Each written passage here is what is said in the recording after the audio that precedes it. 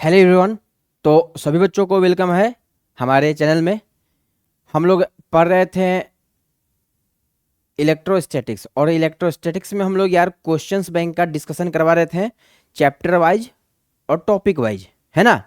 चलिए, तो उम्मीद करते हैं कि अभी तक जो भी लेक्चर हुआ है आपका क्वेश्चन बैंक का, सभी क्वेश्चंस को डिटेल से एक्सप्लेनेशन कर दिए हैं। क्वेश्चंस एक क्लास में 10-12 क्वेश्चंस ही करवा रहे हैं ताकि बच्चों को बढ़िया से समझ में आए। ये अपना पूरी तरह से बेसिक से पढ़ा रहे हैं, बात समझ में आए ना। ठीक है, देखिए तो हम लोग जो टॉपिक स्टार्ट किए थे मेरे भैया बच्चा लोग, electric field and distribution of charge, है ना। आवेश का वितरण एवं विद्युत क्षेत्र। तो टारगेट का क्वेश्चन बैंक आता है हमारा। टारगेट क्वेश्चन बैंक मार्केट में है, अवेलेबल है, आप ले लीजिएगा वहां से जाकर के। और आप देखिएगा कि जो भी टॉपिक वाइज, जो भी आपका chapter wise topic wise questions दिया हुआ है, उस सभी क्वेश्चंस को हम डिस्कशन करवा रहे हैं। देखिए हमारे पास भी क्वेश्चंस बैंक है, बहुत सारे बच्चे मैसेज किए हुए हैं व्हाट्सएप पर। लगभग बहुत सारे बच्चों का मैसेज आया हुआ था कि सर मेरे को कैसा क्वेश्चन बैंक लेना है। तो आप देख सकते हैं, ये क्वेश्चन बैंक आता है हमारा टारगेट का, ठीक है ना। चैप्टर वाइज और टॉपिक वाइज बच्चा लोग लिखा हुआ है, आपको यही क्वेश्चंस बैंक लेना है। हाँ, कुछ बच्चे बोलेंगे सर ईयर वाइज नहीं लेना है। बिल्कुल बच्चे, आप ईयर वाइज भी ले सकते हैं। और इसका हम अंदर का जो टॉपिक वाइज क्वेश्चंस है ना, वो क्लास में ऑब्जेक्टिव क्वेश्चंस का डिस्कशन करवा रहे हैं, ठीक है। तो जो बच्चे लोग अगर चाहते हैं कि क्या हम सर ईयर वाइज वाला ले सकते हैं, हम ईयर वाइज वाला ले लिए हैं। बच्चे ये भी भाई मैसेज में उनका डाउट है कि सर अगर हम ईयर वाइज का यूज करें तो क्या पॉसिबल है। बिल्कुल बच्चे पॉसिबल है, आप वो भी यूज कर सकते हैं, कोई बड़ी चीज़ें नहीं है। चलिए कोई बात नहीं, तो टॉपिक को स्टार्ट करते हैं। आज का जो अपना टॉपिक है, एक मिनट देख लेते हैं भैया कौन सा टॉपिक है आप लोग का। चलिए ठीक है ना, यहाँ पर सही है, electric field and distribution. Distribution माने वितरण होता है, डिस्ट्रीब्यूशन मतलब वितरण, डिस्ट्रीब्यूशन ऑफ चार्ज, आवेश का वितरण एवं विद्युत क्षेत्र। तो बच्चे लोग इस पर हम क्वेश्चंस कुछ करवाए थे बच्चा लोग, ठीक है ना। और देखिए हम लास्ट क्लास तक ये अपना टॉपिक 3 चल रहा है ना, टॉपिक 3, टॉपिक बाई टॉपिक हम पढ़ा रहे हैं बच्चा, टॉपिक बाई टॉपिक। देखिए, तो उम्मीद करते हैं कि ये जो क्वेश्चंस 1 से स्टार्ट किए थे, ये सभी क्वेश्चंस आपको समझ में आया था। एक एक क्वेश्चंस का हम भाई डिटेल सॉल्यूशन लिख करके बताए हैं ताकि बच्चों को कहीं पर भी कोई प्रॉब्लम ना आए। चलिए, हम उम्मीद करते हैं कि 10 नंबर क्वेश्चन तक किसी को दिक्कत नहीं होगा। जो बच्चे ऐप पर ही है कोर्स, तो बच्चे आराम से देख भी रहे होंगे, ठीक ना। चलिए स्टार्ट करते हैं क्वेश्चन नंबर 11 से। क्वेश्चन अपना बिहार बोर्ड देखिए 2023 का क्वेश्चन है। क्वेश्चन बहुत बढ़िया है, सभी के सभी बढ़िया क्वेश्चन है, बढ़िया बढ़िया क्वेश्चन है बेटा। तो बढ़िया बढ़िया क्वेश्चंस को ही क्लास में करवाया जा रहा है, देखिए ध्यान से समझिएगा, ठीक है। ऐसे एक बात और बता देते हैं, अपना यूट्यूब पर कोर्स चल रहा है, यूट्यूब पर जाकर के आप देख सकते हैं। यूट्यूब पर डिटेल से फिजिक्स पढ़ा रहे हैं, है ना। और वहाँ पर भी क्वेश्चंस करवा रहे हैं। देखिए क्या बोल रहा है कि प्रति इकाई आवेश पर लगने वाला बल को क्या कहते हैं। प्रति इकाई आवेश पर लगने वाला बल को क्या कहते हैं। प्रति इकाई आवेश पर लगने वाला बल को, देखिए तो हम सबसे पहले बेसिक से चीज़ों को डिस्कशन करवा रहे हैं। बेसिक से आपको पता भी होगा। चलिए, आपको पता पता है, बोल रहा है कि भाई प्रति इकाई आवेश पर, आवेश देखिए एक एक हम लोग भौतिक राशि के बारे में पढ़े थे, विद्युत क्षेत्र, है ना, पढ़े थे ना विद्युत क्षेत्र। जो आपका भैया विद्युत क्षेत्र होता है बच्चा लोग,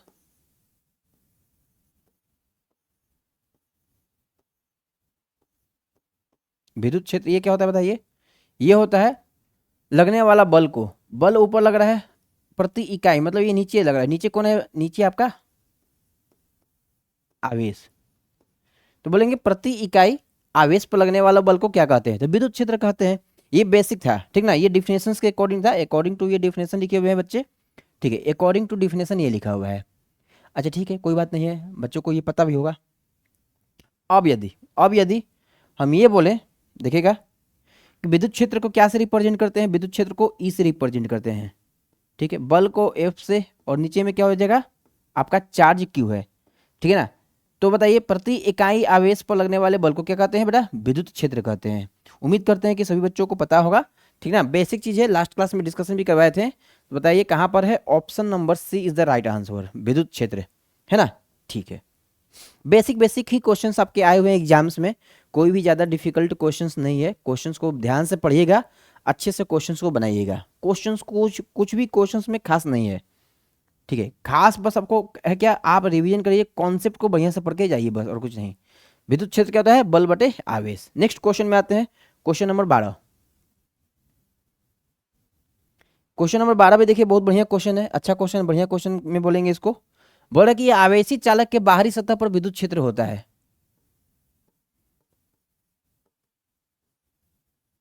आवेशित चालक के बाहरी सतह पर विद्युत क्षेत्र होता है। तो अगर बच्चे हम इस चीज की मान के चलते हैं, आवेशित चालक बोले है ना, ठीक है, एक मिनट रुकिए जरा। हम एक आवेशित चालक, ये समझिए कि आवेशित चालक है, ये क्या बेटा, आवेशित चालक है। और इस आवेशित चालक के ऊपर क्या है, सरफेस पर ऐसे चार्ज को रखा हुआ है ना, इस प्रकार हम चार्ज को रख दिए हैं। बात को समझिएगा सभी बच्चे, कॉन्सेप्ट पर कॉन्सेप्ट के साथ साथ डिस्कशन भी करवा रहे हैं, आपका रिवीजन भी हो जाएगा, ठीक है ना, आपका रिवीजन भी अच्छा से हो जाएगा। हम लिखवा करके अच्छा से सोल्व करवा रहे हैं ताकि बच्चों आपका बढ़िया से रिवीजन भी हो जाए। ये क्यू है, सरफेस पर यूनिफॉर्मली डिस्ट्रीब्यूटेड है, एक समान रूप से वितरित है, ऐसे बोलते हैं, एक समान रूप से वितरित है। अच्छा ठीक है, ये चीज़ें हो गया। इसके बाद हम क्या बताए थे, आपको पता है, याद होगा कि इस पर सर जो विद्युत क्षेत्र का दिशा होगा वो क्या होगा, इस प्रकार होगा, लंबवत, सतह से लंबवत बोलिएगा, सतह से लंबवत बोल दीजिएगा, ठीक ना, क्या बोलेंगे आप, सतह से लंबवत होते हैं सर। जो इलेक्ट्रिक फील्ड होंगे, विद्युत क्षेत्र होंगे, वो क्या होंगे, वो आपके सतह से लंबवत होंगे, मतलब कि यहाँ पर जो एंगल बन रहा होगा 90 डिग्री का कोण बन रहा होगा, ऐसे लंबवत बोलते हैं। ऐसे ही जो भी होंगे ना, जो भी होंगे ना, जो भी किसी कहीं पर भी आप चेक कर लीजिए, यहाँ पर देखिएगा तो इस प्रकार होगा, सतह से लंबवत होगा, कहीं पर भी आप बना लीजिए सतह से लंबवत होगा। चलिए, तो उम्मीद करते हैं सभी बच्चों को समझ में आ गया होगा अभी तक, ठीक ना, कि आवेशित चालक के बाहरी सतह पर विद्युत क्षेत्र होता है तो सतह से लंबवत होता है, मतलब कि 90 डिग्री की डायरेक्शन में सतह से लंबवत बाहर की तरफ होता है। उम्मीद करते हैं ये भी क्वेश्चन समझ में आया होगा। चलिए, तो कौन सा आंसर होगा, सतह के समानांतर, सतह के लंबवत, शून्य, इनमें से कोई नहीं। तो बच्चे लोग क्या बोलेंगे बताइए, सतह के लंबवत, perpendicular to the surface, exactly, बहुत बढ़िया, ठीक है ना। चलिए, तो आई होप, उम्मीद करते हैं क्वेश्चन नंबर 12 भी आपका क्लियर होगा। 12 नंबर क्वेश्चन भी बहुत आसान था, बढ़िया क्वेश्चन था, और ऐसा क्वेश्चन हम लास्ट क्लास में भी करवाए थे, ठीक है ना बच्चे, आपको याद भी होगा। देखिए नेक्स्ट क्वेश्चन की तरफ बढ़ते हैं, क्वेश्चन नंबर 13, मतलब 13 नंबर क्वेश्चन की तरफ बढ़ते हैं। स्थिर विद्युत क्षेत्र होता है, स्थिर विद्युत क्षेत्र होता है, कैसा होता है स्थिर विद्युत क्षेत्र, जरा ध्यान से इस बात के एनालिसिस करेंगे, डिस्कशन करेंगे, क्या होता है, ध्यान से समझेंगे।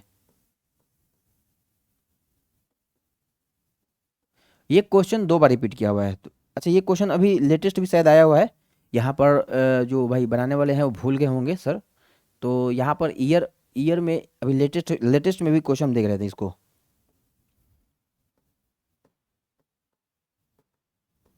बात को समझिएगा, क्या बोले, स्थिर विद्युत क्षेत्र होता है,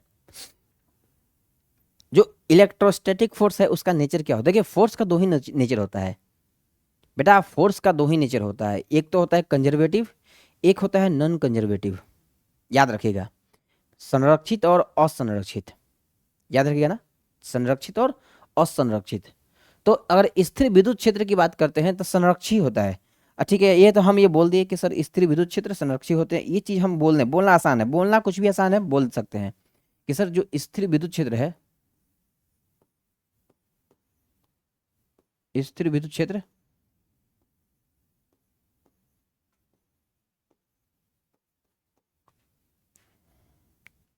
आपके संरक्षित होते हैं, है ना, आपके संरक्षित होते हैं।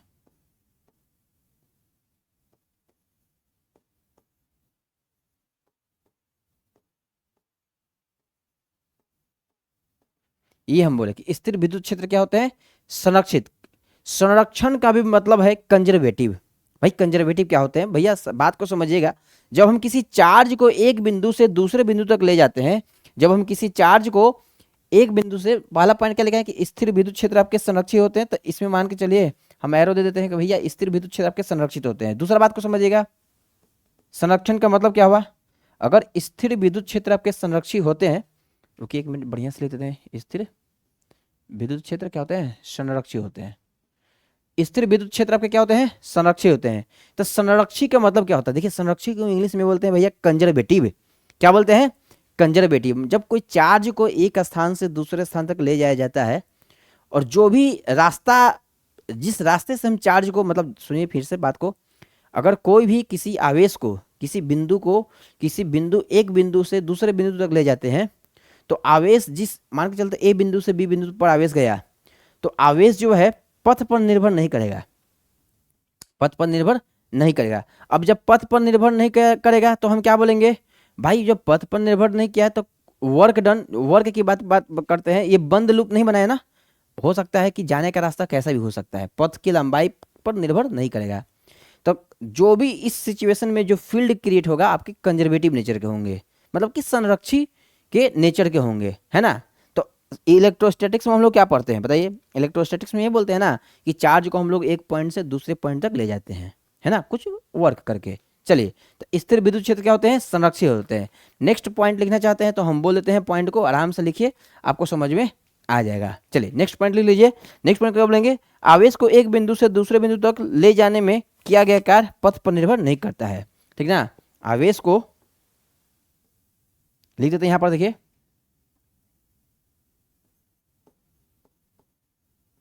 आवेश को एक बिंदु से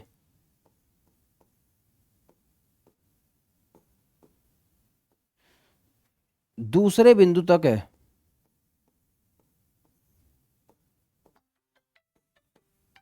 दूसरे बिंदु तक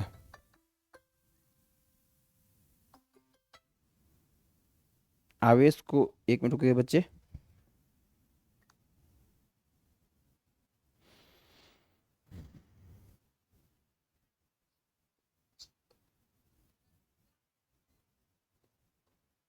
चलिए आवेश को एक बिंदु से दूसरे बिंदु तक ले जाने में, आवेश को एक बिंदु से दूसरे बिंदु तक ले जाने में किया गया, एक बिंदु से दूसरे बिंदु तक ले जाने किया गया कार्य, जो भी कार्य करेंगे पथ पर निर्भर नहीं करता है।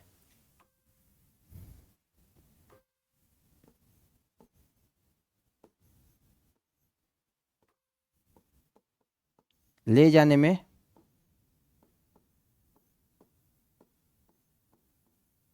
किया गया कार्य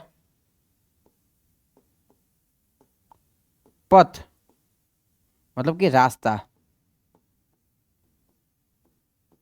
पर निर्भर नहीं करता है, निर्भर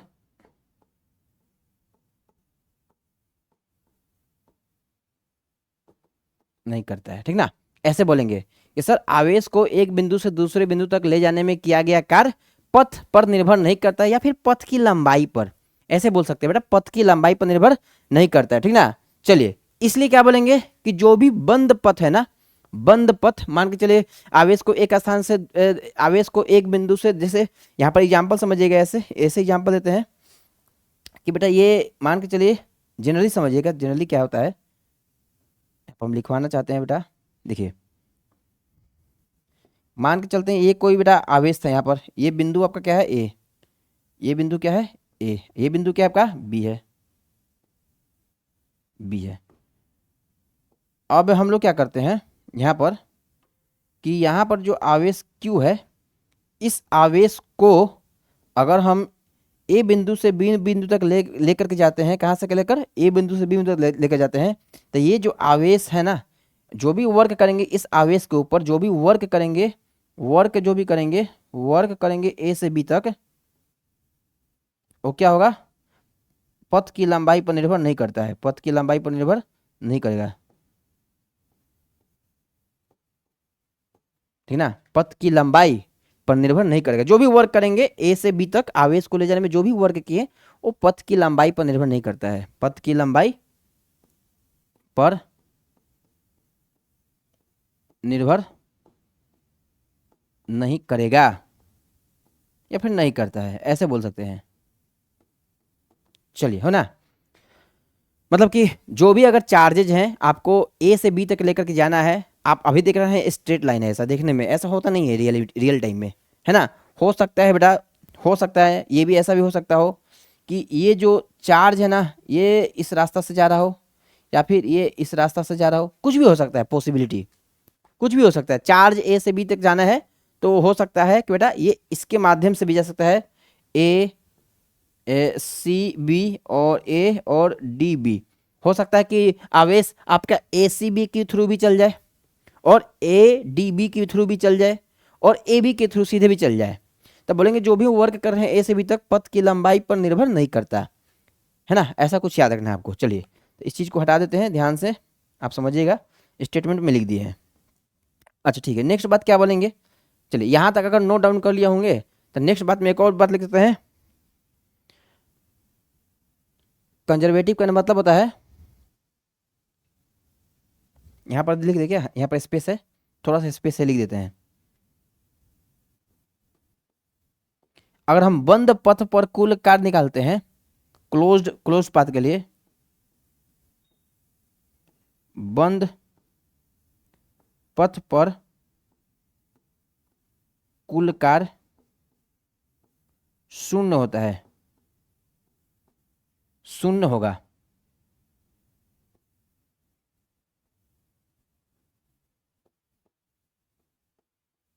याद रखना ये बहुत इंपॉर्टेंट पॉइंट है कि अगर हम वर्क निकालते हैं क्लोज्ड पाथ के लिए, अगर हम वर्क डन कैलकुलेशन करते हैं तो आपके जीरो के बराबर आएंगे, तो आपके जीरो के बराबर आएंगे।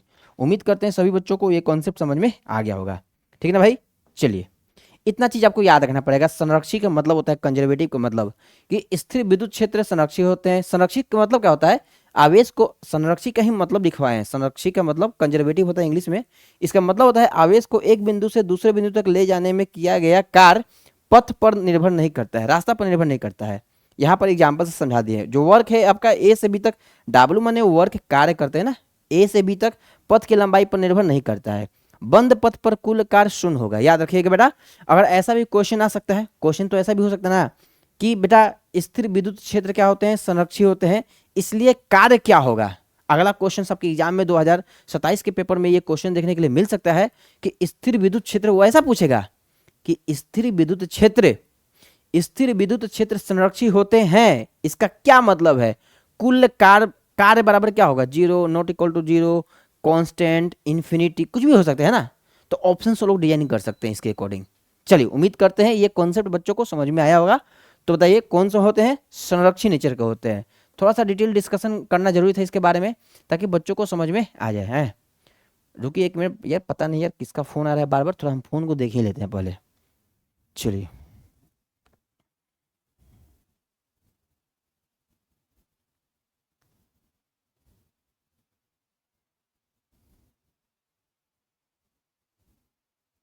पता नहीं किसका कॉल आ रहा है, ठीक है ना, आप लोग थोड़ा इसको नोट डाउन कीजिए, फिर नेक्स्ट बताते हैं।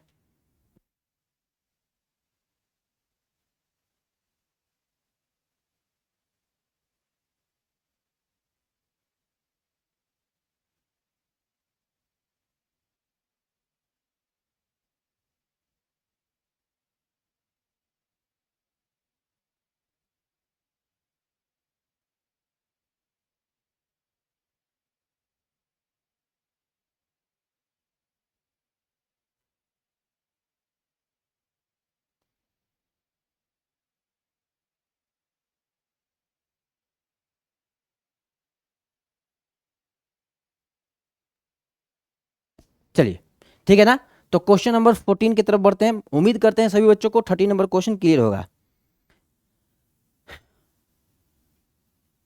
खोखले आवेशित गोले के अंदर विद्युत क्षेत्र की तीव्रता क्या होगी। ये क्वेश्चन भी यार बढ़िया है। देखिए अब सभी जो है ज्योमेट्रिकल क्वेश्चन है, बढ़िया शानदार क्वेश्चन आने वाला है। तो इन सभी क्वेश्चंस को आप क्या कीजिएगा, बढ़िया से बना करके आपको जाना है भैया, बढ़िया से बना करके जाइएगा एग्जाम्स में, ताकि क्वेश्चंस आए और आपको तुरंत क्लिक हो जाए कि हाँ यस भाई हमने पढ़ रखा है, ये इसका आंसर ये होगा, ठीक है ना। चलिए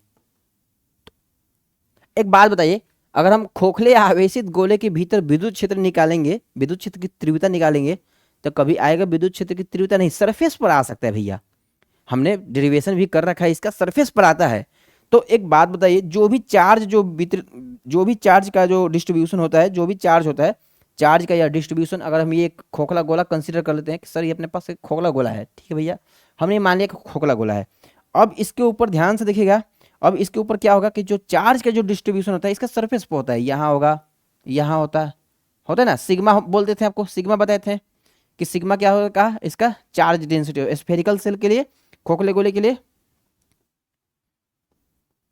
ये देखिए ये प्लस प्लस है। तो एक बात बताइए, चार्ज, ये स्फेयर है ना, स्फेयर के अंदर, इसके अंदर तो इलेक्ट्रिक फील्ड है ही नहीं, सॉरी इसके अंदर तो चार्ज प्रेजेंट है ही नहीं, है ना। कहेंगे सर इसके अंदर क्या है, इसके अंदर सबसे पहला टास्क है कि सर इसके अंदर जो चार्ज है not equal to zero, charge क्या है, जीरो भैया, नॉट इक्वल टू जीरो नहीं, चार्ज जीरो है स्फेरिकल सेल के अंदर, ठीक ना। स्फेरिकल सेल हम इंग्लिश में नहीं बोलेंगे, हिंदी में बोल रहे हैं, वर्ड यूज करेंगे, ध्यान से बात को समझिएगा कि खोखले आवेशित गोला के अंदर विद्युत क्षेत्र की तीव्रता होगा। तो खोखला गोला जो खोखला आवेशित गोला होता है उसके केवल सरफेस पर चार्ज होते हैं, अंदर तो चार्ज होते नहीं है। जब अंदर चार्ज नहीं होंगे तो भैया क्या बोलेंगे, इलेक्ट्रिक फील्ड भी आपका क्या आएगा, ई वेक्टर क्या आ जाएगा, ई भी आपका जीरो आ जाएगा, है ना। और हम लोगों ने यह डेरिवेशन में पढ़ भी रखा है बच्चों, आप लोग पढ़ भी रखे होंगे, कोई बड़ी चीजें है नहीं कि सर यदि जो भी स्फेयर होता है स्फेयर के सरफेस पर और आउटवर्ड द सरफेस केवल, क्योंकि अंदर नेट चार्ज जीरो होता है ना, हमने ऐसा पढ़ रखा है कि जो भी स्फेयर होता है, जो खोखला गोला होता है, उसके सतह पर हम लोग इलेक्ट्रिक फील्ड निकाल सकते हैं, उसके सतह से बाहर इलेक्ट्रिक फील्ड निकाल सकते हैं, उसके अंदर इलेक्ट्रिक फील्ड नहीं निकाल सकते, उसके अंदर इलेक्ट्रिक फील्ड जीरो होता है, ठीक है। चलिए, तो कौन सा ऑप्शन अपना सही होगा भाई, option number D is the right answer, ठीक है ना, ऑप्शन नंबर डी। चलिए, उम्मीद करते हैं यहाँ तक सभी बच्चों को समझ में आया होगा। अगर समझ में आया है तो चलिए फिर बढ़ते हैं नेक्स्ट क्वेश्चन की तरफ, नेक्स्ट क्वेश्चन को डिस्कशन किया जाए। और देखिए ये तभी बच्चे आपको समझ में आएगा जब आप बढ़िया से कॉन्सेप्ट पढ़े होंगे, चाहे आप किसी भी सर से पढ़ रहे हो, ऑनलाइन पढ़ रहे हो या फिर ऑफलाइन पढ़ रहे हो, आपको कहीं भी पढ़ रहे हैं ना, आपको डेफिनेटली समझ में आएगा जो हम वर्ड बोल रहे हैं। और एक क्वेश्चन 2017 का है, बढ़िया क्वेश्चन था, ठीक है। चलिए नेक्स्ट क्वेश्चन की तरफ बढ़ते हैं और नेक्स्ट क्वेश्चन का भाई डिस्कशन किया जाए।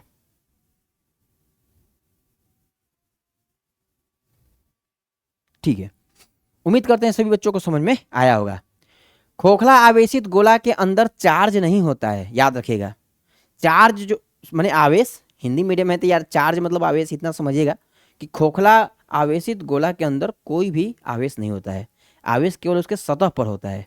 सतह पर होने की वजह से हम, हाँ कोई बच्चा बोलेगा कि सर अगर यहाँ इलेक्ट्रिक फील्ड के बारे में बात की जाए, इस पॉइंट पर इलेक्ट्रिक फील्ड के बारे में बात की जाए, तो कहेंगे डेफिनेटली यहाँ इलेक्ट्रिक फील्ड निकलेगा बच्चे, यहाँ इलेक्ट्रिक फील्ड निकलता है, यहाँ electric field not equal to zero, वहाँ इलेक्ट्रिक फील्ड जीरो नहीं है, वहाँ इलेक्ट्रिक फील्ड निकलेगा, है ना। इसका डेरिवेशन हम करवाए हुए हैं, आप यूट्यूब पर जाकर के देख लीजिएगा, ए टू जेड डेरिवेशन करवाया हुआ है अपना।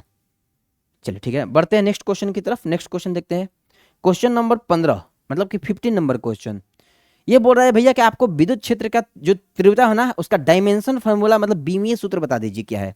आसान है, बहुत आसान है, ठीक है ना। बच्चे डरते हैं, अक्सर डर जाते हैं देख करके, पर डरना नहीं है यार, ठीक है ना। चलिए देखते बात को समझते हैं कैसे इस चीज का, इस क्वेश्चन को डील किया जाए।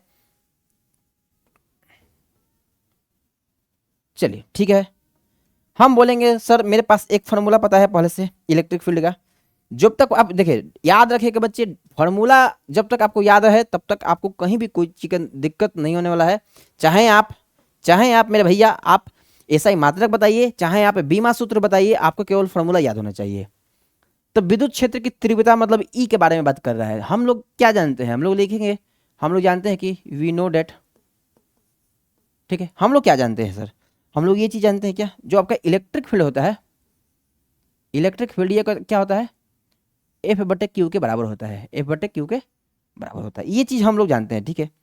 अच्छा, हम इसी का एप्लीकेशन करना चाहते हैं। अब थोड़ा सा क्लास 11th के बारे में आपको हम यहीं पर इंट्रोड्यूस भी करवा देंगे। देखिए बात क्या है कि आपको डायमेंशन फार्मूला बताना है, किसका, विद्युत क्षेत्र की तीव्रता, इसी को बोलते हैं, ये जो ई है ना, इसको बच्चे विद्युत क्षेत्र भी बोलते हैं, विद्युत क्षेत्र की तीव्रता भी बोलते हैं।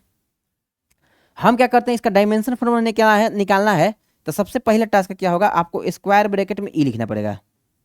हम लिख दिए स्क्वायर ब्रैकेट में ई, ये स्क्वायर बड़ा वाला ब्रैकेट मतलब बोलिएगा स्क्वायर ब्रैकेट ओवर बड़ा वाला ब्रैकेट, ये जो बड़ा वाला ब्रैकेट है इस डायमेंशन बताता है। देखिए अभी हम ये जो लिखे ना, इसको क्या पढ़ेंगे बताइए, इसको पढ़ेंगे विद्युत क्षेत्र की बीमा,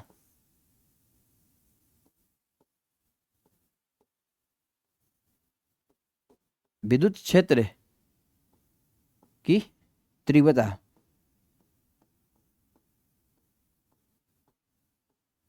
की बीमा।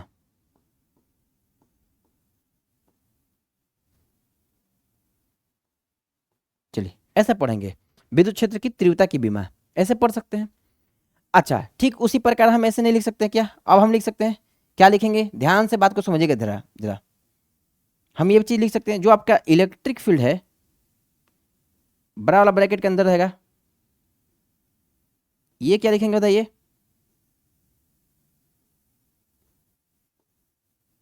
और ये क्या आएगा, क्यू, ये सभी ब्रैकेट के अंदर लिख दीजिए। और याद रखिएगा ये सभी क्या है, मतलब अगर एक एक जो है जो विद्युत क्षेत्र है, ये सभी आपके व्युत्पन्न राशि में आएंगे, डिराइव्ड फिजिकल क्वांटिटी के अंदर आएंगे। उम्मीद करते हैं सभी बच्चों को समझ में आ रहा होगा जो हम वर्ड यूज कर रहे हैं, है ना। डिराइव्ड फिजिकल क्वांटिटी, व्युत्पन्न मात्रक, व्युत्पन्न राशियां, सॉरी व्युत्पन्न मात्रक नहीं, व्युत्पन्न राशियां, डिराइव्ड फिजिकल क्वांटिटी। अब देखिए, अब क्लास 11th में चलते हैं बच्चे, तो एफ को तोड़ते हैं। मास इनटू एक्सेलरेशन होता है, द्रव्यमान गुने त्वरण, ठीक है ना। 1 मिनट जरा वेट कीजिएगा।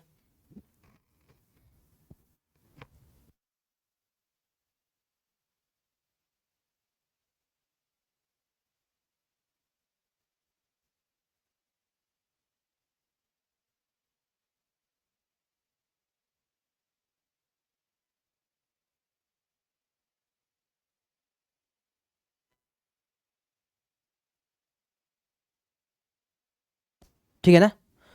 तो हम क्या बोले, आपको क्या पता होना चाहिए, आपको हम मेरे को बल को तोड़ना पड़ेगा। तो द्रव्यमान गुणित त्वरण ऐसे बोल सकते हैं, बिल्कुल बोल सकते हैं बच्चे। तो यहाँ देखिए ध्यान से बात को समझिए, यहाँ पर करते हैं, यहाँ पर इसको सोल्व करते हैं। यार बहुत आसान है, कोई ज़्यादा ये इसमें हाइपर होना है नहीं, ठीक। हम आपके साथ हैं, आप केवल देखते चलिए सोल्यूशन हम कैसे कर रहे हैं। एच डी आपको भी करना पड़ेगा। ये जो आपके इलेक्ट्रिक फील्ड हो गए, इसको लिखिए ब्रैकेट के अंदर। यहाँ पर देखिए क्या बोल रहे हैं, यहाँ पर एफ है ना, मास इंटू एक्सेलरेशन। हम इसको इस प्रकार लिख दे क्या,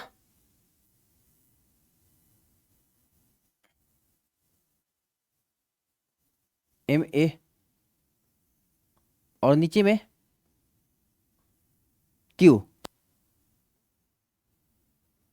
क्यू, ठीक है।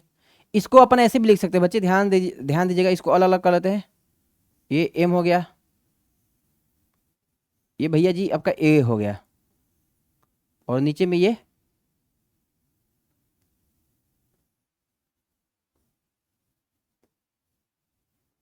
क्यू हो गया, ऐसे लिख सकते हैं। अब मास को क्या लिखते हैं बच्चे, मास को लिखते हैं कैपिटल एम। ये हम अपना देसी तरीका अपनाते हैं, इसी से बच्चे आपको कोई भी डायमेंशन फॉर्मूला निकाला जा सकता है, और आसानी तरीका से भी। देखिए इसका होता है मास, छोट कभी भी है ना, ये ब्रैकेट के अंदर लिखा गया है, तो इसको पढ़ेंगे। द्रव्यमान की बीमा, द्रव्यमान की बीमा कैपिटल एम होता है। त्वरण की बीमा एल टी माइनस टू होता है, याद रखेगा, त्वरण की बीमा एल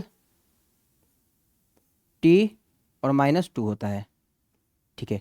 चार्ज की बीमा क्या होता है, तो चार्ज की बीमा के लिए आपको थोड़ा सा फॉर्मूला को डिजाइन करना पड़ेगा। जो चार्ज होता है आई होता है, आई क्या होता है बताइए, आई होता है भैया लोग क्यू बटे में टी होता है, क्या होता है क्यू, क्या हो जाएगा, क्यू हो जाएगा आपका आई इंटू टी हो जाएगा, क्यू बराबर आई टी हो जाएगा, है ना।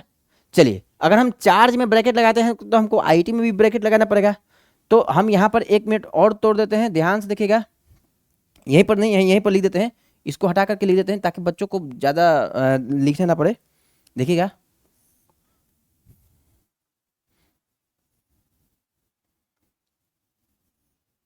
है ना।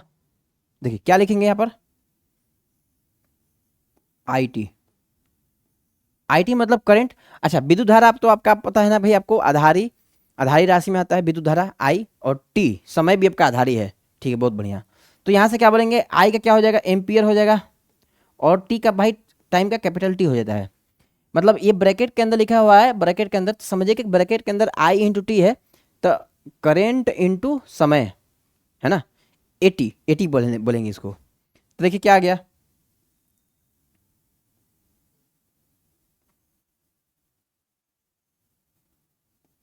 इसको देखिए एम, भैया जी ये ऊपर में एल है, एल लगा दीजिए, टी है माइनस टू और वन, है ना, तो टी की पावर -3 और ए के पावर -1। ये आपका कुछ डायमेंशन फार्मूला आ गया, और उम्मीद करते हैं कि ये डायमेंशन फार्मूला बच्चों को समझ में आया भी होगा। चलिए बताइए कौन सा option, M L T minus three, M L T minus three, A -1, option number B is the right answer. सभी बच्चों को समझ में आया होगा। चलिए इसको नोट डाउन कर सकते हैं आप, या फिर आप इसको याद रखिएगा, ठीक है ना। चलिए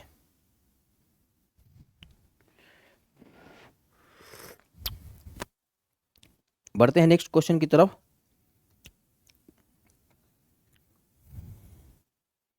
देखिए 2 क्लास मेरे को इसलिए लेना पड़ा इसमें, क्योंकि इसमें क्वेश्चन में सभी वैरायटी अलग अलग है, ठीक है ना। चलिए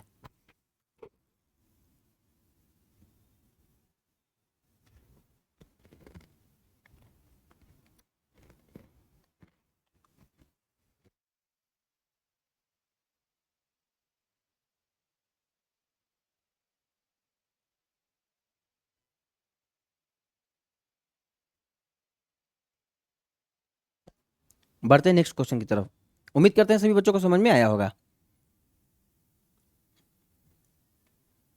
क्वेश्चन नंबर 16 देखिए, यदि चालक को बाहरी विद्युत क्षेत्र में रखा जाता है तो चालक के अंदर क्षेत्र होगा। क्वेश्चन बढ़िया भाई।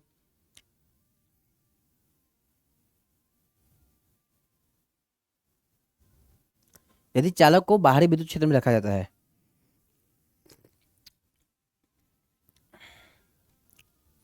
यदि चालक को बाहरी विद्युत क्षेत्र में रख देते हैं तो चालक के अंदर के विद्युत क्षेत्र शून्य होगा, बाहरी क्षेत्र के बराबर होगा, बाहरी क्षेत्र से 2 गुना होगा इनमें से सभी। और क्वेश्चन यार 2025 का ही क्वेश्चन है, तो क्वेश्चन बढ़िया है भाई। समझिए, कोई भी हम कंडक्टर मान के चलते हैं कि कोई भी अपने पास कंडक्टर है। क्वेश्चन ऑप्शन सही है क्या? ऑप्शन नेक्स्ट क्वेश्चन क्या है?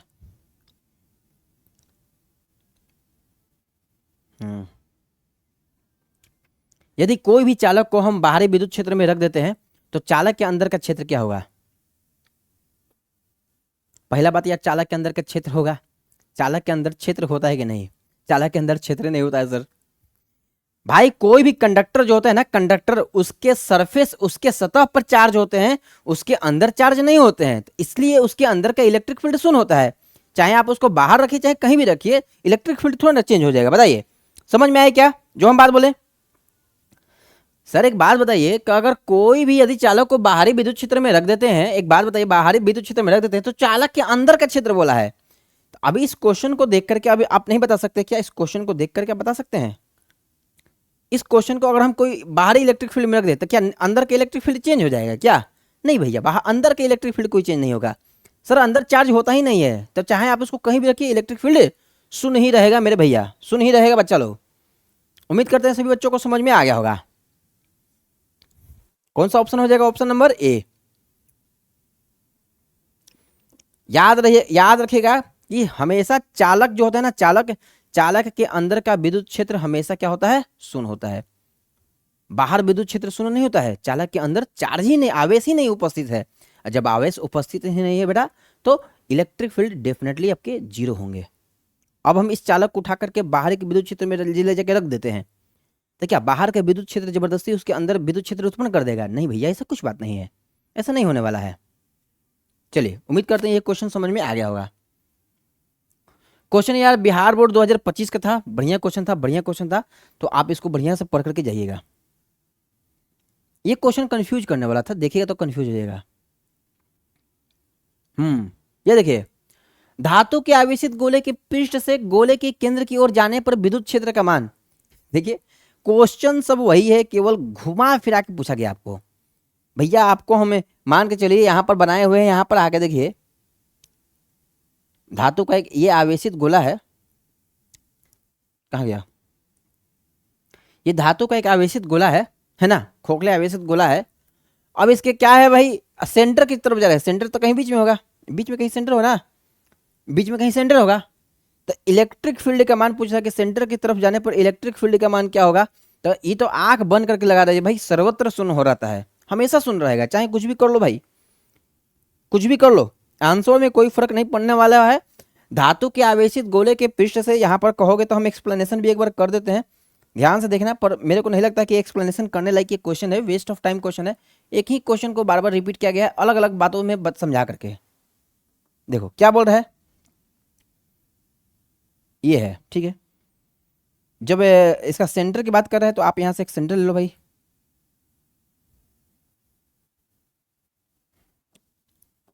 ठीक है, बहुत बढ़िया हो गया। अब देखिए हम लोग, मेरे को क्या आइडिया है, मेरे को ये सर आइडिया है कि हमेशा सतह पर क्या होता है? विद्युत क्षेत्र है, सतह पर हमेशा क्या होता है? आवेश उपस्थित रहता है, यहाँ पर यहाँ पर यहाँ पर यहाँ पर। उम्मीद करते हैं सभी बच्चों को समझ में आ रहा होगा। कॉन्सेप्ट केवल आप बढ़िया से पढ़े हैं तो क्वेश्चंस आपसे लगेंगे ही लगेंगे। अब आप क्या करते हैं, सपोज डेट कि यहाँ पर हम है, यहाँ पर सरफेस पर हम है, यहाँ पर हम मूव करना स्टार्ट करते हैं किधर? सेंटर की तरफ। हम यहाँ पर आ जाते हैं, हम यहाँ पर आ गए, सेंटर पर आ गए। तो बोल रहा है कि धातु के आवेशित गोले के पृष्ठ से, पृष्ठ मतलब पहले कहाँ थे? पहले यहाँ सरफेस पर ये पृष्ठ है, गोले के केंद्र की ओर जाने पर, केंद्र की ओर जा रहे हैं तो विद्युत क्षेत्र का मान क्या होगा? तो भैया पता चला कि जब हम गोला के अंदर जाके देख रहे हैं, हम अंदर गए तो अंदर मेरे को चार्ज दिखाई नहीं, मेरे को क्या दिखाई दे रहा है कि अंदर जो चार्ज है आपका जीरो है। और चार्ज जीरो है तो दूसरा चीज मेरे को क्या दिखाई दे रहा है कि इलेक्ट्रिक फील्ड भी क्या है आपके जीरो है। जो भी ये चार्ज देख रहे हैं ना, ये क्या है सतह पर वितरित है, मतलब कि गोले के पृष्ठ पर, पृष्ठ बोलिए या फिर सतह बोलिए या फिर इंग्लिश में सरफेस बोलिए, सतह पर वितरित है, अंदर कोई आवेश ही नहीं है। तो इलेक्ट्रिक फील्ड अंदर जीरो ही होगा, चाहे आप सेंटर पर रहें, चाहे आप यहाँ रहें, चाहे आप यहाँ रहें, चाहे आप यहाँ कहीं पर भी रहिए, ठीक है ना। चलिए, तो कौन सा ऑप्शन होगा? Option number D is the right answer. उम्मीद करते हैं बच्चों को समझ में आया होगा, option number D is the right answer. चलिए, ये क्वेश्चन समझ में आ गया हो तो बढ़ते हैं नेक्स्ट क्वेश्चन की तरफ, और नेक्स्ट क्वेश्चन को देखते हैं। नेक्स्ट क्वेश्चन क्या है, ठीक है ना। बढ़िया क्वेश्चन था, आप अच्छा से करके जाइए, एग्जाम में ऐसे क्वेश्चन रिपीट करते हैं। नेक्स्ट क्वेश्चन देखिए, विद्युत क्षेत्र रेखाओं से जानकारी प्राप्त होता है। आइए पहले विद्युत क्षेत्र रेखा बना ही लेते हैं, तब आपको कुछ उससे जानकारी प्राप्त करवाते हैं। सॉल्यूशन क्या है, देखिए हम क्या करते हैं कि हम यार इलेक्ट्रिक फील्ड लाइंस बनाते हैं ऐसे,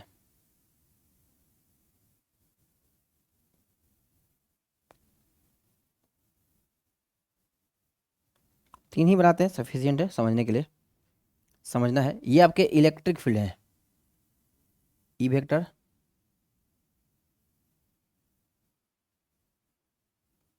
ई वेक्टर इलेक्ट्रिक फील्ड है। बोला कि विद्युत क्षेत्र रेखाओं से जानकारी प्राप्त होता है, किस किस चीज का जानकारी प्राप्त होगा? पहला नंबर डायरेक्शन, भैया डायरेक्शन क्या होगा? क्या दिशा की जानकारी प्राप्त होता है? बिल्कुल दिशा का, भाई दिशा का जानकारी प्राप्त होता है, क्योंकि इलेक्ट्रिक फील्ड आपका वेक्टर क्वांटिटी है, तो दिशा का तो जानकारी प्राप्त होगा ही होगा।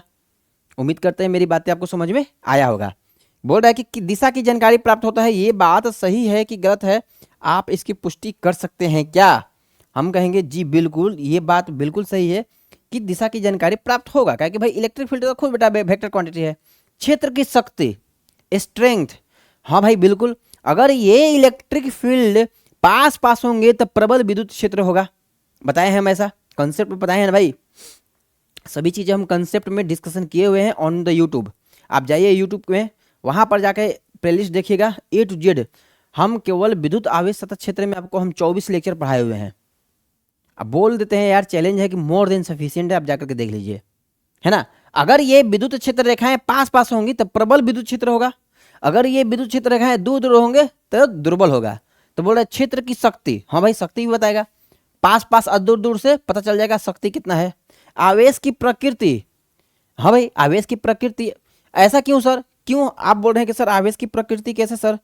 सर अगर पॉजिटिव चार्ज होता है, अगर चार्ज आपका पॉजिटिव होता है, चार्ज पॉजिटिव होता है, तो इसके लिए इलेक्ट्रिक फील्ड बाहर निकलता है, याद है ना?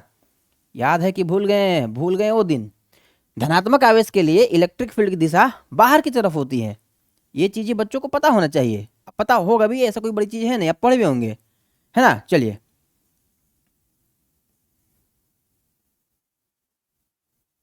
बाहर की तरफ होंगे।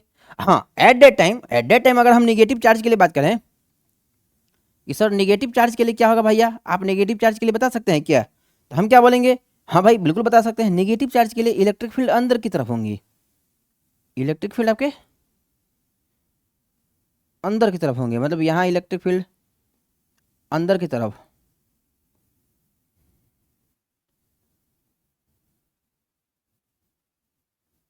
अंदर की तरफ इलेक्ट्रिक फील्ड।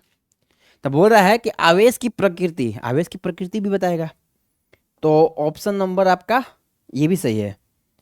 तो क्या हुआ भाई, सब सभी सही होंगे, तो क्या लिखेंगे, इनमें से सभी, ऑल ऑफ द अबव, इनमें से सभी, सभी करेक्ट होंगे, ठीक है। चलिए, अगर कभी भी बच्चे आप पढ़ रहे होंगे, याद रखिएगा, लोग बोलते हैं कि यार टारगेट का क्वेश्चन बैंक में बहुत ज़्यादा गलती रहता है, हम लोग यूट्यूब पर भी पढ़ा रहे हैं, तो ठीक है, किताब में भाई मशीन है ना, प्रिंट तो मशीन कर रहा है, बाई मिस्टेक हो सकता है, कहीं आंसर की में गलती हो सकता है, पर हाँ ये जो वीडियो सोल्यूशन है ना आपका, मतलब किसी के लेक्चर में भी आपको नहीं मिलेगा इतना डिटेल से क्वेश्चंस का डिस्कशन, मेरे बच्चे आप देखिएगा जरूर, ठीक है ना। चलिए, सभी लोग हाँ, विद्युत क्षेत्र रेखाओं की जानकारी प्राप्त होता है, दिशा है, शक्ति, सब मार दो, हो गया, कैसे हुआ छोड़ो, इतना कोई समझाने वाला नहीं है, बोल देगा कि तुम पढ़ा होगा, नहीं, हम जानते हैं कि तुम पढ़ा है, पर उस चीज़ को रिवाइंड भी करवाना है, हम रिवीजन भी करवाएंगे उस चीज़ की, ठीक है ना। चलिए, उम्मीद करते हैं यहाँ तक बच्चों को क्लियर होगा तो बढ़ते हैं आगे, और आगे भी चीज़ों को क्लियर किया जाए। हम ये कंसीडर करके चलेंगे कि मेरे बच्चे आपको क्वेश्चंस के थ्रू कॉन्सेप्ट को समझा दिया जाए, वाह मज़ा ही आ जाएगा फिर तो। नेक्स्ट क्वेश्चन में 19 नंबर क्वेश्चन आ गया। अच्छा, ये क्वेश्चन भी शानदार क्वेश्चन है, ये 2026 का क्वेश्चन है भैया, ये क्वेश्चन 2026 का है। और ये क्वेश्चन ना यार बहुत खतरनाक क्वेश्चन है यार, क्वेश्चन घुमा दिया था, ठीक ना। चलिए,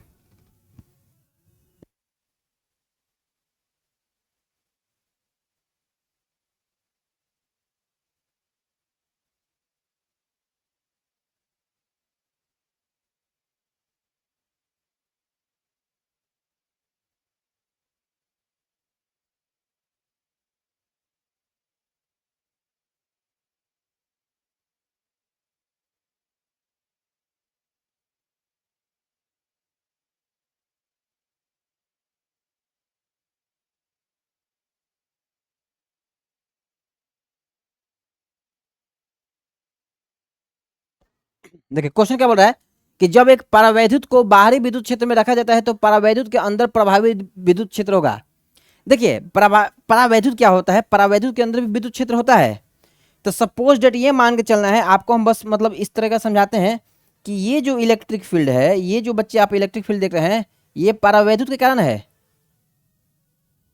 ये है ना। और जब इसको हम बाहरी इलेक्ट्रिक फील्ड में रख देते हैं भैया, बाहरी इलेक्ट्रिक फील्ड में रख देते हैं, तो नेट इलेक्ट्रिक, ये बाहरी इलेक्ट्रिक फील्ड का डायरेक्शन इधर है, ऐसे समझिएगा। ये किसका बता रहे हैं डायरेक्शन, ये भैया डायरेक्शन है एक्सटर्नल इलेक्ट्रिक फील्ड का, ठीक है। ये किसके द्वारा इलेक्ट्रिक फील्ड है, ये बेचारा इलेक्ट्रिक फील्ड किसके द्वारा है, ये है परावैद्युत माध्यम का, ये जो ग्रीन वाला है ना, परावैद्युत माध्यम का इलेक्ट्रिक फील्ड इस दिशा में है, ठीक ना। विपरीत दिशा में होता है, याद रखिएगा बच्चे, विपरीत दिशा में होता है, अभी कंसेप्ट में आप पढ़े भी होंगे। और जो एक्सटर्नल बाहरी विद्युत क्षेत्र होता है उसका डायरेक्शन परावैद्युत के विद्युत क्षेत्र की दिशा के विपरीत होता है। तो बताइए प्रभावी क्या होगा, मान के चलते हैं ये बेचारा ई बड़ा वाला है 20 न्यूटन पर कूलम का, बेचारा छोटा वाला है 2 न्यूटन पर कूलम का, तो रिजल्टेंट घट गया कि नहीं घटा, घटा ना भाई। तो क्या बोलेंगे, घटता है, बढ़ता है, शून्य हो जाता है, वही रहता है, तो क्या बोलेंगे, घटता है भैया, क्या बोलेंगे, घटता है, बढ़ता नहीं है, घटता है। पर जो परिणामी है ना वो घट जाएगा, जो रिजल्टेंट होना चाहता है वो आपका घट जाएगा। समझ में आ गया होगा। ये जो हम येलो वाला बना है ना, ये समझिए बाहर का, जब एक परावैद्युत को बाहरी विद्युत क्षेत्र में, जो बाहरी विद्युत क्षेत्र वर्ड यूज किया है ना, ये यहाँ पर देखिए बाहरी विद्युत क्षेत्र, तो यही बाहरी विद्युत क्षेत्र ये है, बाहरी विद्युत क्षेत्र में ये है, ठीक है, में रखा जाता है। तो परावैद्युत, जब एक परावैद्युत को, ये जो परावैद्युत है ना, ये परावैद्युत है, ये देखिएगा यहाँ पर, देखिएगा परावैद्युत यहाँ पर बना रहे हैं, ये जो आप परावैद्युत देख रहे हैं, ये परावैद्युत का विद्युत क्षेत्र इस दिशा में होगा। हमेशा याद रखेगा कि परावैद्युत का विद्युत क्षेत्र और बाहरी विद्युत क्षेत्र एक दूसरे के विपरीत होते हैं हमेशा, है ना। तो मान के चलते हैं ये जो एक्सटर्नल इलेक्ट्रिक फील्ड ई है, ये है 20 न्यूटन पर कूलम, ये बेचारा जो परावैद्युत है ये है कम है, मान के चलिए 2 न्यूटन पर कूलम है। तो 2 न्यूटन पर कूलम, तो इसको पहले मैनेज खाएगा, बचेगा 18 न्यूटन पर कूलम, और उसकी दिशा किधर जाएगा, इलेक्ट्रिक फील्ड की दिशा में, मतलब बाहरी विद्युत क्षेत्र की दिशा में। तो बोलेंगे जो परिणाम है ना घट गया है। तो जब एक परावैद्युत को बाहरी विद्युत क्षेत्र में रखा जाता है तो परावैद्युत के अंदर प्रभावी विद्युत क्षेत्र घट जाता है, क्या बोलेंगे भाई, घट जाता है। उम्मीद करते हैं सभी बच्चों को समझ में आया होगा, ठीक है ना। नेक्स्ट क्वेश्चन, ऐसा मत सोचिए कि परिणामी बोले तो नेट बोले, मैंने कि परावैद्युत का घट जाएगा, ठीक है ना। चलिए, ये क्वेश्चन तगड़ा था। ये क्वेश्चन मतलब समझिए कि सबसे बेहतर क्वेश्चन था कि R1 तथा R2 त्रिज्याओं के दो चालक गोलों के पृष्ठों पर आवेश के पृष्ठ घनत्व बराबर है, तो पृष्ठों पर वैद्युत क्षेत्र की तीव्रताओं का अनुपात क्या होगा। आप कहिएगा तो हम पहले आपको निकाल के बता देते हैं विद्युत क्षेत्र होता क्या है, ठीक ना। बच्चे अब अक्सर नहीं जानते हैं, तो क्या जानते हैं, क्या जानते हैं, क्या है, जानते हैं क्या कि जो गोला होता है चालक, अगर उस पर सिग्मा चार्ज दिया गया, सिग्मा दिया गया है, सरफेस चार्ज डेंसिटी है देना, पृष्ठों पर आवेश पृष्ठ घनत्व तो दिया गया है सिग्मा, सिग्मा हम दे दिए, और कुल आवेश आपका क्यू है। इलेक्ट्रिक फील्ड क्या होता है, के क्यू बाई आर स्क्वायर, के क्यू बाई आर स्क्वायर होता है ना, इलेक्ट्रिक फील्ड आप पढ़े होंगे, सर के Q by R square. Sigma क्या होता है? सिग्मा क्या होता है? सिग्मा के बारे में पढ़े ना, पृष्ठ घनत्व, सरफेस चार्ज डेंसिटी, ऐसा बताएं आपके बारे में आपको। तो अगर हम इस सिचुएशन में एक गोला स्फीयर मानते हैं, ऐसा समझिएगा। चलिए सॉल्यूशन से क्वेश्चंस को डिस्कशन करवाते हैं बढ़िया से, ताकि बच्चों को समझ में आए। ऐसे तो बोलने से कुछ होने वाला है नहीं, ध्यान से देखिएगा क्या बोलते हैं। ये सॉल्यूशन करते हैं, मान के चलिएगा बच्चे ध्यान से।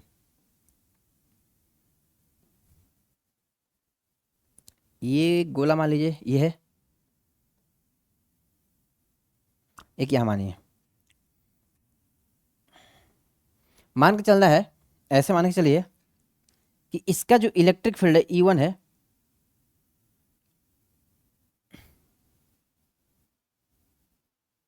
ये जो इलेक्ट्रिक फील्ड है, एक मिनट रुकिए, अब ये मत पूछिएगा सर ये कैसे होता है। E1 क्या है? अरे यार क्या हो गया, सिग्मा बाई एप्सिलॉन नोट, ठीक है। सिग्मा 1 बोलेगा, इसको सिग्मा 1 बोलना पड़ेगा। इसको देखिए,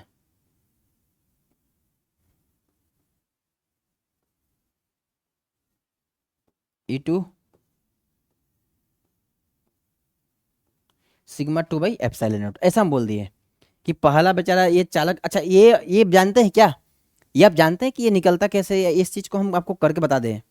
यही है आशीष पब्लिकेशंस, कि आपको हम करके बताएंगे बेटा कि electric field sigma by epsilon कैसे आते हैं। आप हर एक जगह पढ़े होंगे, जहां पर भी देखे होंगे, तो वहां पर आपको सर क्या बता दिए होंगे, बेटा आपको याद रखना है कि इलेक्ट्रिक फील्ड जो होता है सिग्मा बाई एप्सिलॉन नोट के बराबर होता है। ये चीज़ आपको बोला गया होगा, जब हम जानते हैं, हमको पता है कि आपको ये चीज़ बोल दिया गया होगा। पर चलिए हम आज के क्लास में आपको हम ये चीज़ बता ही देते हैं। टाइम अभी अपने पास तो है ना, ठीक ना, क्योंकि अभी मेरा तुरंत लाइव क्लास भी होने वाला, तो टाइम तो अभी अपने पास है। चलो भाई टाइम तो है, टाइम है, इसको करवा ही दिया जाए।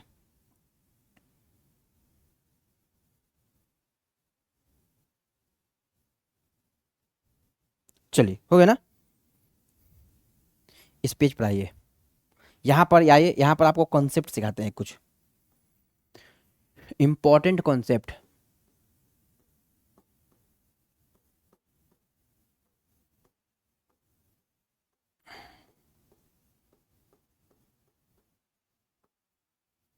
इंपॉर्टेंट कॉन्सेप्ट सिखाते हैं आपको हम। क्या है इंपॉर्टेंट कॉन्सेप्ट में? देखिए इंपॉर्टेंट कॉन्सेप्ट क्या सिखाते हैं, देखिए क्या है इधर, ध्यान से देखिए। चालक गोलो, चालक का गोला लेना है भैया एक,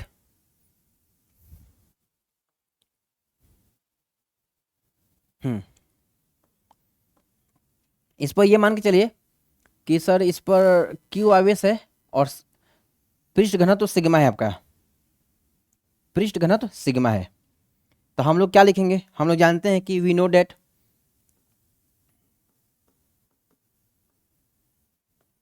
हम लोग क्या जानते हैं, हम लोग ये चीज लिख दे क्या, जो आपका इलेक्ट्रिक फील्ड होता है ये के क्यू बाई आर स्क्वायर के बराबर होता है, ऐसा आपने पढ़ा, ठीक है ना। अच्छा के क्यू बाई आर स्क्वायर, के क्यू बाई आर स्क्वायर। अच्छा यहाँ पर बात को समझना पड़ेगा आपको, आपने बच्चे पढ़ भी रखा होगा surface charge density per unit area में कितना चार्ज, मैंने जो सिग्मा होता है यहाँ पर यूनिट एरिया में क्यू बटे ए। तो क्यू की अगर बात करते हैं तो सिग्मा इंटू ए हो जाएगा। इसके बारे में तो पढ़े होंगे ना, इसके बारे में हम बताए भी थे आपको हम। अगर अब जो बच्चे न्यू हैं वहाँ पर जाके यूट्यूब पर देखेगा, क्यू जो होगा यहाँ पर नेट जो चार्ज निकलेगा वो सिग्मा इंटू ए के बराबर होगा, ठीक है। और ये मान के चलिए कि भैया इसका जो रेडियस है स्मॉल आर इसका रेडियस है, ऐसे मान के चलेगा तब ना समझ में आएगा, ठीक है। तो ये होता है के क्यू बाई इलेक्ट्रिक फील्ड। क्या होता है के, मैंने जो इलेक्ट्रिक फील्ड का फॉर्मूला है उसको हम पुट कर दिए, इंसर्शन कर दिए कि भैया के क्यू बाई आर स्क्वायर होता है, ठीक है। अब देखिएगा नेक्स्ट हम क्या करते हैं, जो इलेक्ट्रिक फील्ड आएगा भाई ये सरफेस का निकाल रहे हैं, ये सरफेस पर का, इस मतलब सरफेस सतह का इलेक्ट्रिक फील्ड के क्यू बाई आर स्क्वायर। तो क्या हो गया 1/4 पाई एप्सिलॉन नोट के का मान 1/4 पाई एप्सिलॉन नोट इंटू में क्यू, क्यू कितना है बताइए, सिग्मा इंटू ए है, और बट्टे में आर स्क्वायर, बट्टे में आर स्क्वायर। भैया इसका एरिया क्या होगा, अगर इसके एरिया की बात करते हैं तो एरिया क्या होगा 4 पाई आर स्क्वायर, बोल सकते हैं, बिल्कुल बोल सकते हैं। यहाँ पर पुट कर देना है। जो सरफेस एस मतलब सतह का इलेक्ट्रिक फील्ड, एस मतलब सतह का इलेक्ट्रिक फील्ड, तो 1/4πε0, 1/4πε0 इंटू में सिग्मा, और इंटू में भैया जी 4πr²। देखिए स्मॉल रेडियस माने है, और आर का स्क्वायर, ऐसा हुआ। चलिए हुआ ना। कौन कौन कैंसिल हो रहा है, जो जो कैंसिल हो रहा है उसको थोड़ा हटाया जाए हम। अच्छा सिग्मा क्या भैया, ठीक है भैया, 4 पाई कैंसिल कर दीजिए, आर² कैंसिल कर दीजिए। यहाँ पर क्या देख रहे हैं, जो आपका सरफेस का जो इलेक्ट्रिक फील्ड आया ई एस आया है, ये किसके बराबर आ गया, सिग्मा बाई एप्सिलॉन नॉट। चलिए उम्मीद करते हैं बच्चों को समझ में आ गया होगा कि सिग्मा बाई एप्सिलॉन नॉट कैसे आता है। उम्मीद करते हैं कि बच्चों को समझ में आ गया होगा कि सिग्मा बाई एप्सिलॉन नॉट कैसे आता है। अब अगर यदि यहाँ पर हम, यदि मेरे बच्चे यहाँ पर हम ये मान के चले सरफेस है,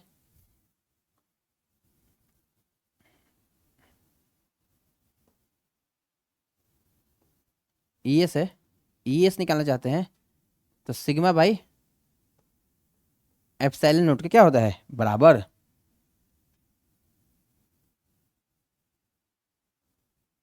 चलिए हो गया ना, सिग्मा बाई एप्सिलॉन नॉट के बराबर होता है। सरफेस का इलेक्ट्रिक फील्ड, सरफेस का विद्युत क्षेत्र सिग्मा बटे एप्सिलॉन नॉट के बराबर होता है। उम्मीद करते हैं बच्चों को समझ में आ गया होगा। चलिए आते हैं वापस। अब लिखे हैं तो E1 माने पहला सरफेस के लिए E1, तो सिग्मा, अच्छा एप्सिलॉन नॉट तो चेंज नहीं होने वाला है, तो E1 बराबर सिग्मा 1/एप्सिलॉन नॉट, और E2 बराबर सिग्मा 2/एप्सिलॉन नॉट। उम्मीद करते हैं ये दोनों बातें बस समझ में आपको आ गया होगा। ठीक है, क्वेश्चन में देखिए क्या क्या दिया हुआ है, क्या दिया हुआ है, R1 तथा R2 त्रिज्याओं के दो चालक, इसका मान के चलिए R1 था, और इसका मान के चलिए R2 था। ठीक है, यहां तक से ना R2 था। R1 तथा R2 त्रिज्याओं के दो चालक गोलों के पृष्ठों पर आवेश के पृष्ठ घनत्व तो बराबर हैं, तो बोलेंगे दिया है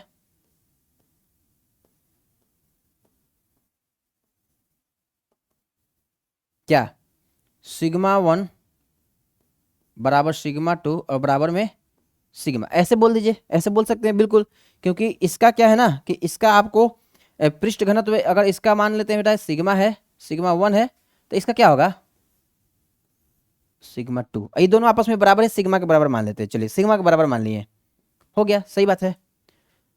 पृष्ठों पर विद्युत क्षेत्र की तीव्रताओं का अनुपात क्या होगा बताइए। अब देखिए यहाँ पर क्या करते हैं हम,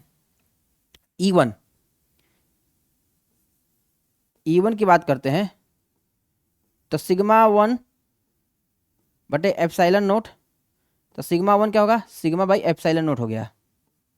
ठीक है, E2 की बात करते हैं,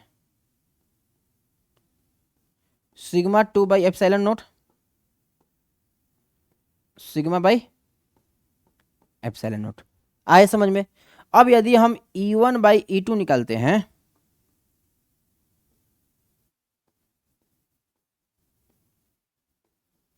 E1/E2 निकालने जाए, आप देख पा रहे होंगे बच्चे, sigma by epsilon note into ऊपर में एप्सिलॉन नोट बाई सिग्मा। तो हम क्या देख रहे हैं कि ये तो भाई कैंसिल हो गए, ये कैंसिल हो गए, ये कैंसिल हो गए, ये कैंसिल और ये कैंसिल। तो क्या बोलेंगे, जो इलेक्ट्रिक फील्ड E1 E2 का जो रेशियो आया, E1 इलेक्ट्रिक फील्ड E2, ये किसके बराबर आएगा, 1:1 के बराबर आएगा। और मैक्सिमम देखें यार, बच्चे जो यूट्यूब पर सब लोग पढ़ाते हैं, हम देखिए बुराई नहीं किया जा रहा है यहाँ पर टीचर लोग का, हम ये कहेंगे कि बच्चों को पूरा ओपन करके बताइए तभी समझ में आता है। उम्मीद करते हैं सभी बच्चों को समझ में आ गया होगा।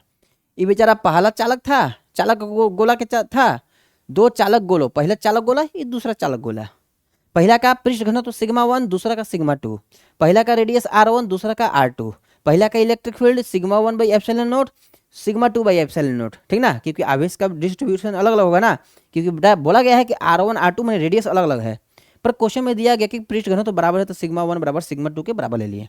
चलिए उम्मीद करते हैं बच्चों को समझ में आया होगा आज का लेक्चर। ठीक है, तो अपना टॉपिक जो 3 है ये खत्म हो गया। नेक्स्ट टॉपिक की तरफ चलेंगे, और नेक्स्ट टॉपिक में देख लेते हैं नेक्स्ट टॉपिक क्या है बच्चा लोग। 1 मिनट रुक के बताइए, बता देते हैं, आप लोग आगे भी पढ़ के आइएगा। विद्युतीय द्विध्रुव आघूर्ण, ठीक ना, क्या है टॉपिक नाम, विद्युत द्विध्रुव। और विद्युत द्विध्रुव में 7 क्वेश्चन है, सातों के सातों न्यूमेरिकल क्वेश्चन है, तो नेक्स्ट क्लास में यही क्वेश्चंस करवाने वाले हैं सातों। ठीक ना, चलिए मिलते हैं फिर नेक्स्ट क्लास में। अच्छा से पढ़िए, जो भी हम बताए हैं थोड़ा बढ़िया से रिवीजन कीजिए। 2026 का क्वेश्चन है, ये शानदार क्वेश्चन है। देखिए 2026 का क्वेश्चन है, ऐसा बात नहीं है, 2026 का क्वेश्चन है और ये शानदार क्वेश्चन है। ऐसे क्वेश्चन मतलब बनते हैं यार, पेपर में बनते हैं ऐसे क्वेश्चन। चलिए ठीक है ना, मिलते हैं फिर नेक्स्ट क्लास में।